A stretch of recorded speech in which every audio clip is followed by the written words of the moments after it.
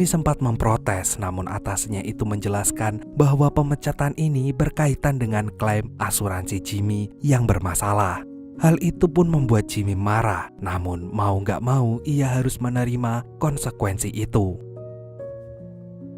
Setelah kembali dari tempat kerjanya, Jimmy pergi ke salon adiknya, Melly Logan. Dari situ, Melly bercerita bahwa Jimmy telah melewatkan pentas menari anaknya, dan Melly kecewa pada Jimmy karena ponsel Jimmy gak bisa dihubungi. Ternyata selama ini ponsel Jimmy telah mati karena dia tidak bisa membayar tagihannya. Usai dari salon Melly, Jimmy pergi ke rumah mantan istrinya untuk menemui anaknya. Sebelumnya, Jimmy berniat untuk mengajak anaknya itu membeli es krim. Namun saat itu bertepatan dengan Sadie akan pergi bersama ayah tirinya. Setelah Sadie pergi, mantan istri Jimmy memberitahukan bahwa dia akan pindah bersama keluarga barunya itu. Hal itu menandakan bahwa Sadie juga akan ikut pindah. Dan mendengar berita ini, Jimmy merasa marah. Dia kemudian berniat menyewa pengacara untuk memenangkan hak asuh putrinya itu agar dia bisa terus bersama Sadie. Akan tetapi berhubung dia baru aja dipecat, Jimmy harus memikirkan cara untuk mendapatkan uang demi menggunakan jasa pengacara. Malam harinya, Jimmy pergi menemui adiknya, Clyde Logan, yang menjadi seorang barista di sebuah bar. Di depan dia bertemu dengan Earl, pelanggan setia bar tersebut. Jimmy berbincang dengan adiknya Clyde dan membahas kesialan keluarga Logan. Clyde memang selalu merasa pesimis dan menganggap keluarga mereka tidak pernah beruntung. Namun akhirnya mereka justru berdebat, membuat Jimmy memilih pergi ke toilet untuk mengurangi rasa kesalnya. Dan saat Jimmy ke toilet, rombongan tim dari perusahaan NASCAR datang. Max sebagai pemilik perusahaan itu terlihat terlalu banyak bicara sampai dia menghina fisik Clyde yang memakai tangan palsu. Akan tetapi Clyde tidak menanggapi hinaan itu. Dia hanya menjalankan tugasnya sebagai barista dan membuatkan minuman pesanan Max. Namun tiba-tiba Jimmy datang. Dia nggak terima mendengar adiknya dihina oleh orang asing. Apalagi tangan Clyde diamputasi karena dia pernah bertugas sebagai tentara di Irak. Dan tanpa ragu dia pun langsung meninju orang sombong itu. Saat Jimmy sibuk adu jotos dengan Mike, Clyde diam-diam keluar dari bar, kemudian membakar mobil Max. Tindakan Clyde ini membuat mobil Max membunyikan alarm otomatisnya, sehingga Max pun menghentikan pertengkarannya dengan Jimmy dan langsung berlari ke tempat parkir. Melihat itu, Max pun langsung marah. Jimmy kemudian menyusul dari dalam bar, lalu meneriakkan bunga kol kepada Clyde. Bunga kol adalah kode dari Jimmy untuk melakukan tindak kriminal. Ternyata tindakan kriminal yang dimaksudkan oleh Jimmy adalah rencananya untuk merampok berangkas uang milik perusahaan NASCAR yang tersimpan di bawah sirkuit Charlotte. Jimmy pun menjelaskan bahwa sirkuit ini memiliki sistem perputaran uang yang unik. Ketika musim balapan tiba, segala bentuk transaksi yang menggunakan uang akan dikirim melalui pipa bawah tanah menuju ke brankas utama. Jimmy mengetahui letak pipa ini saat dia masih bekerja sebagai kuli bangunan di sana. Namun untuk membongkar brankas utama, mereka masih membutuhkan bantuan orang lain, yaitu Joe Bank, seorang ahli perampokan brankas. Keesokan harinya, Jimmy dan Clyde menemui Joe di penjara. Saat ini, Joe Bank sedang dipenjara dengan sisa masa tahanan 5 bulan lagi. Maka dari itu, Jimmy dan Clyde memberinya tawaran pekerjaan ini. Namun, Joe menolak. Clyde pun tidak hilang akal. Dia menyebutkan rahasia Joe yang menyimpan uang di sudut halaman rumahnya dan telah diambil oleh adik iparnya. Alasan ini membuat Joe tertarik. Apalagi ketika Jimmy menyebutkan bahwa brankas yang akan mereka rampok nilainya lebih dari uang simpanan Joe, sebanyak $97.000 atau senilai 1,5 miliar rupiah. Namun Joe gak ingin bekerja sendiri. Dia meminta bantuan kedua adiknya untuk melancarkan aksi ini. Setelah menemui Joe, Logan bersaudara ini menemui kedua adik Joe. Mereka bilang mereka butuh bantuan. Namun adik Joe mengatakan bahwa jika bukan alasan moral, mereka tidak mau membantu karena mereka sudah bertobat. Lalu Clyde menceritakan Melly yang pernah dilecehkan oleh asisten manajernya saat bekerja di sana. Dan cerita ini akhirnya membuat adik-adiknya Joe setuju untuk bergabung. Keesokan harinya, Clyde pun menjalankan tugasnya untuk menabrakkan mobil ke minimarket, sehingga dia diputuskan bersalah kemudian divonis hukuman penjara selama 90 hari. Padahal alasan sesungguhnya Clyde masuk penjara adalah supaya bisa membantu Joe kabur dari sana tanpa ketahuan. Beberapa hari kemudian, seperti biasa, Jimmy menghabiskan waktu bersama Sadie. Lalu tanpa sengaja dia bertemu dengan Sylvia. Sylvia adalah dokter keliling yang bergerak untuk kemanusiaan. Dan ternyata dia merupakan adik kelas Jimmy saat SMA. Sylvia bercerita bahwa selama dia menjalankan misi kemanusiaannya ini, dia sering kekurangan uang untuk membeli kebutuhan medis. Hal ini membuat Jimmy tersentuh dan berniat untuk memberikan bantuan kepada Sylvia. Malam harinya, Melly menyiapkan banyak serangga berwarna. Serangga ini merupakan salah satu strategi Melly untuk mencari tahu di mana letak bank yang menjadi berangkas utama yang terhubung dengan pipa bawah tanah. Esok harinya, giliran kedua adik Joe yang berbelanja untuk kebutuhan misi. Selain itu, mereka juga mengambil getah dari hutan sebagai bahan peledak sesuai dengan pesanan Joe, si ahli peretas brankas. Anjay. Kemudian tugas Jimmy adalah mencuri denah konstruksi pembangunan yang ada di kantor lamanya. Saat mengambil denah itu, tanpa sengaja Jimmy bertemu dengan mandor yang dulu memecatnya. Sang mandor pun bilang bahwa pembangunan sudah hampir selesai, bahkan ada beberapa titik yang telah ditutup. Namun masih ada beberapa kuli yang ada di sana, bertugas untuk memastikan bahwa renovasi sirkuit tidak mengganggu kompetisi balap mobil NASCAR. Berita dari mandor ini tidak mengubah rencana Jimmy secara keseluruhan. Dia hanya mengganti jadwal pelaksanaan misi mereka 1 minggu lebih cepat dari rencana. Setelah itu, Jimmy memberitahu Clyde yang ada di penjara agar adiknya bisa menyiapkan strategi keluar dari penjara bersama Joe. Selain memberitahu Clyde, Jimmy juga menceritakan perubahan jadwal ini kepada Melly. Melly pun bergerak cepat. Dia berencana memesan kue ulang tahun untuk melaksanakan misi selanjutnya. Pesanan kue dari Melly ini dikirim keesokan harinya. Melly sengaja mengirimkan kue ini untuk seorang bernama Glima. Namun kue itu dikirim secara anonim alias tanpa nama. Glima adalah salah satu pegawai yang bertanggung jawab dengan brankas utama perusahaan NASCAR. Setelah mengirimkan kue, Melly juga merusak mobil Glima untuk mengalihkan fokus Glima. Glima pun harus mengurus mobilnya lebih dulu, baru kembali ke kantor. Akan tetapi saat Glima kembali ke kantor, brankas utama telah ditutup. Bahkan kue ulang tahunnya pun ikut terkunci di dalam brankas. Keesokan harinya, Glima masuk ke kantor seperti biasa. Namun saat brankas terbuka, betapa kagetnya Glima bahwa kue ulang tahunnya kemarin muncul banyak serangga. Oleh karena itu, pihak bank menelpon pembasmi serangga, yaitu dari Bank Bersaudara. Bank Bersaudara pun menuju ke brankas utama, kemudian memberi kabar kepada Jimmy bahwa strategi Melly berhasil.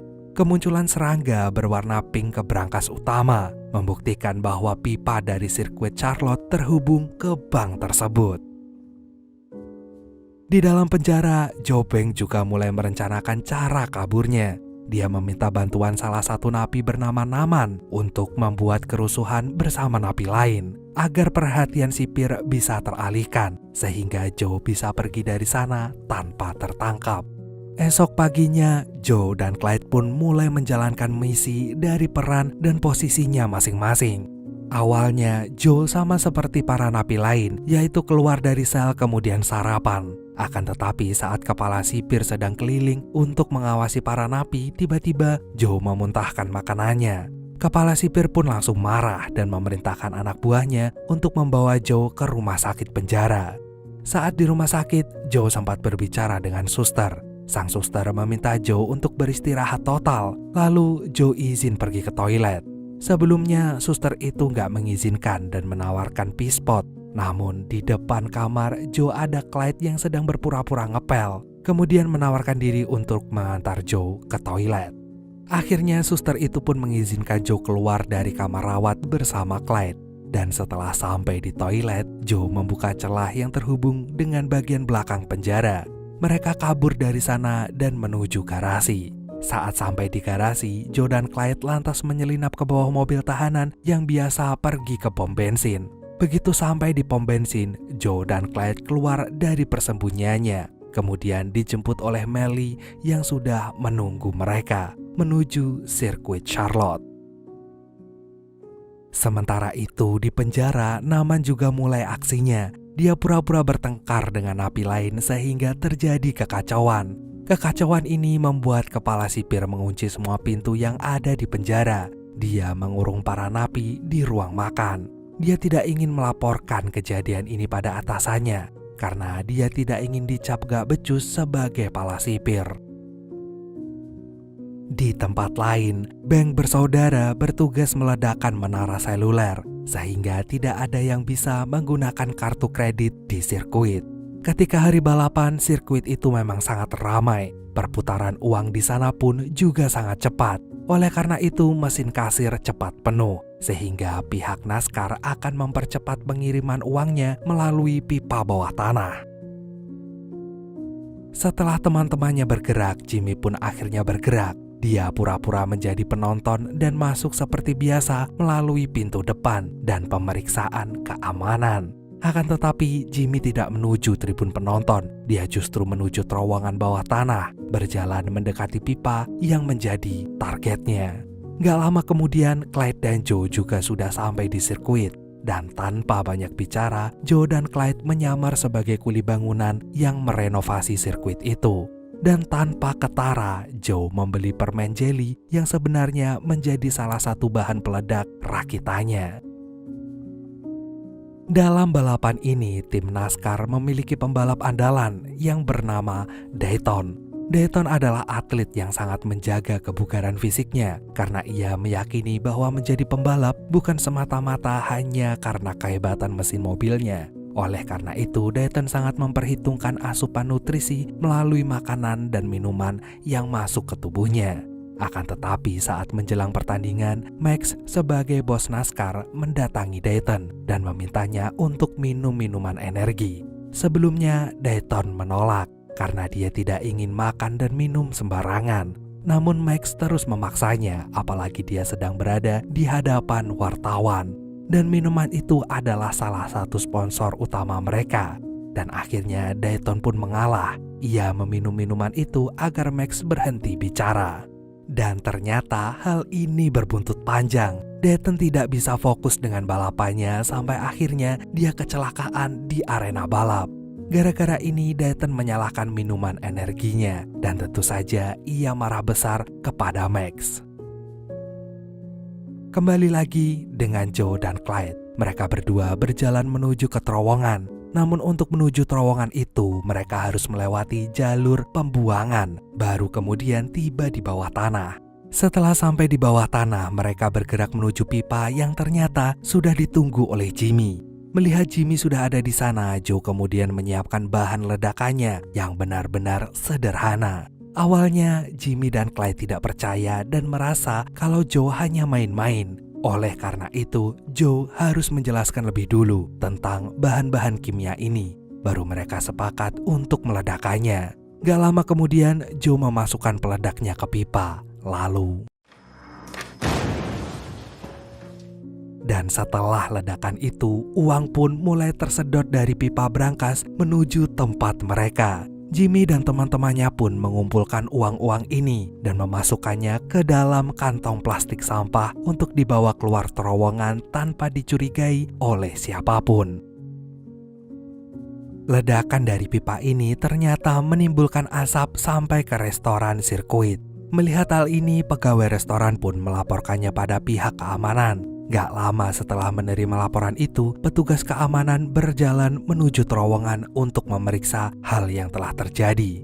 Dan benar saja, tanpa diduga, petugas keamanan bertemu dengan Joe bersaudara yang terlihat sedang mengangkut tumpukan sampah. Petugas itu bertanya apakah mereka mencium aroma terbakar. Namun tentu saja Beng bersaudara ini tidak menjawab. Mereka justru mengaku bahwa indera penciumannya sudah rusak sejak kecil. Akan tetapi petugas keamanan mempercayai hal itu, lalu membiarkan Beng bersaudara melanjutkan pekerjaannya. Beng bersaudara pun terus menyetir keluar terowongan. Namun sayangnya saat mereka berada di gerbang terakhir, gerbangnya macet. Dua petugas keamanan yang sedang memeriksa terowongan akhirnya menemukan asap dari balik pintu. Dan saat mereka membuka pintu itu, ternyata ada orang rokok, dan itu adalah Earl. Earl bertugas mengalihkan perhatian petugas ketika Jimmy dan Joe membantu Beng bersaudara membuka gerbang pembuangan sampah yang susah dibuka. Gak lama kemudian, Jimmy yang baru saja datang berhasil membuka gerbang itu. Setelah itu, Beng bersaudara dapat melanjutkan pekerjaannya, mengangkut kantong sampah yang berisi uang keluar terowongan. Dan setelah misinya berhasil, Clyde dan Joe harus segera kembali ke penjara. Mereka berjalan keluar dari terowongan. Sayangnya, di tengah perjalanan, Clyde dan Joe bertemu Dayton dan Max yang sedang bertengkar. Max terkejut sempat mengenali Clyde, namun Clyde segera pergi dari sana. Di dalam penjara, para napi membakar dapur sampai terdengar alarm kebakaran. Oleh karena itu, pemadam kebakaran pun segera datang. Namun ternyata yang ada di mobil pemadam kebakaran itu adalah kendaraan yang digunakan Clyde dan juga Joe untuk kembali ke penjara tanpa ketahuan. Selain itu, dengan adanya peristiwa kebakaran ini, kepala sipir akhirnya membuka akses pintu di dalam penjara.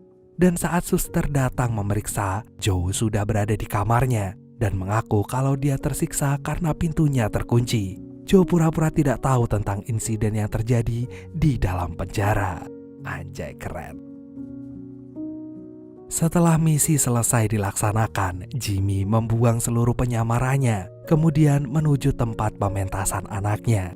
Sore ini, Sadie akan tampil menyanyi. Dia menunggu ayahnya dan juga Melly, namun mereka belum datang juga. Akan tetapi, gak lama kemudian Melly datang dan dia pun langsung merias keponakannya itu. Setelah dirias oleh Melly, Sadie dipanggil ke panggung. Bertepatan dengan itu, ayahnya datang. Dan itu membuat Sadie tersenyum. Gadis itu ternyata tampil menyanyikan lagu favorit ayahnya. Lagu itu ternyata membuat seluruh penonton bernyanyi dan suasana pun berubah menjadi penuh haru.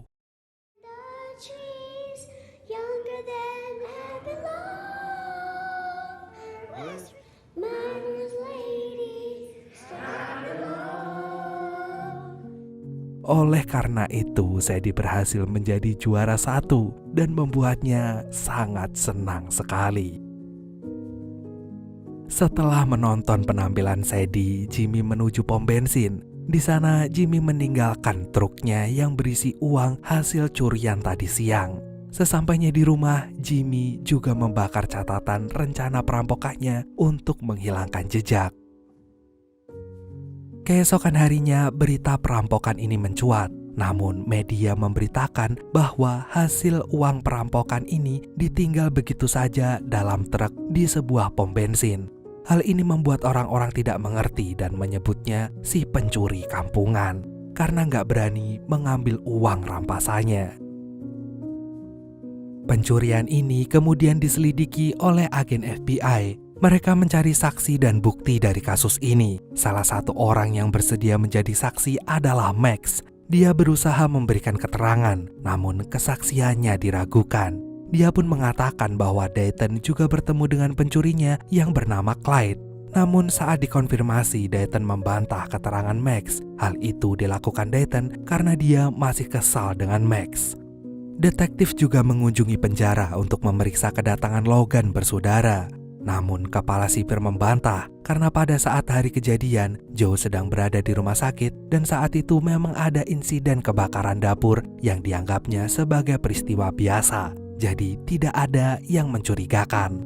Setelah beberapa hari melakukan penyelidikan, detektif tidak menemukan jejak apapun dari Jimmy Logan. Ponsel Jimmy sudah terputus selama 3 bulan, dan hari itu Jimmy diketahui sedang menonton pementasan anaknya. Esok harinya, Clyde bebas dari penjara. Dia dijemput oleh Melly, dan sesampainya di rumah, dia diberi kejutan berupa koper yang berisi penuh dengan uang dari Jimmy. Tak lama kemudian, Joe keluar dari penjara. Dia mendengar kabar bahwa uang hasil curian mereka ditinggal di pom bensin. Dia pun menemui Clyde, menanyakan keberadaan Jimmy. Namun Clyde pun juga tidak tahu kakaknya itu berada di mana. Hal ini sesungguhnya membuat Joe kecewa karena ia merasa dimanfaatkan oleh Jimmy. Keesokan harinya, Joe tengah bersantai di rumah. Namun tiba-tiba ada seseorang yang mengetuk pintu rumahnya. Akan tetapi saat Joe membuka pintu, tidak ada orang di sana. Joe hanya menemukan sekop yang tergeletak di teras. Joe kemudian mengikuti instingnya. Dia menggali halaman rumahnya dan menemukan bungkusan uang yang merupakan hasil rampasannya bersama Jimmy. Ternyata Jimmy membagi uang hasil curian mereka kepada orang-orang yang telah membantu misi ini. Jimmy memberikan uang itu kepada Naman setelah Naman terbebas dari penjara. Dan selain itu, Jimmy juga menyumbangkan uangnya untuk Sylvia, sang dokter kemanusiaan. 6 bulan kemudian, detektif masih menyelidiki kasus ini. Sampai akhirnya perusahaan NASCAR meminta detektif melupakan kasus ini.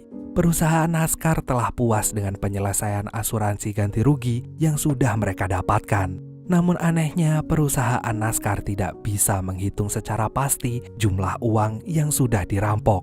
Hal ini membuat detektif pun akhirnya menyerah dan menyudahi penyelidikannya. Pagi ini, Jimmy mendatangi rumah mantan istrinya. Dia pun menemui Sadie. Dan seperti sebelum-sebelumnya, dia mengajak anaknya bermain-main. What's up, man? All right, so I was thinking, putt-putt golf. A turn rate, huh? Yeah, turn right. How fast can you go?